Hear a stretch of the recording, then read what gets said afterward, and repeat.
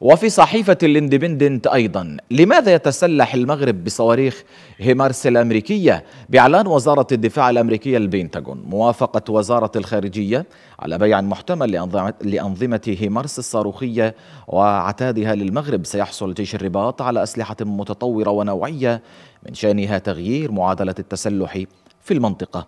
يعتبر المغرب أول دولة إفريقية تتسلح براجمات الصواريخ هيمارس، وثالث بلد عربي بعد الإمارات والأردن، وذلك بعد موافقة وزارة الخارجية الأمريكية على الصفقة بميزانية تصل إلى 524 مليون دولار أمريكي.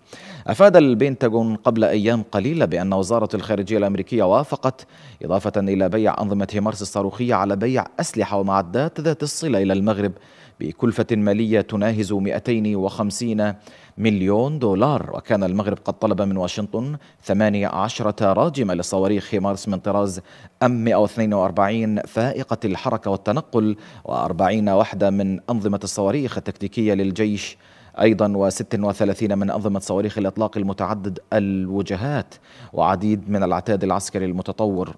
ويرى مراقبون أنه جرى تسريع صفقة بيع أمريكا راجمات الصواريخ للمغرب عقب زيارة رئيس الأركان المشتركة الجنرال مارك ميلي إلى العاصمة الرباط في مارس آذار الماضي، حيث التقى حينها قيادات عسكرية مغربية رفيعة المستوى على رأسها المفتش العام للقوات المسلحة الملكية وقائد المنطقة الجنوبية الجنرال بالخير الفاروق.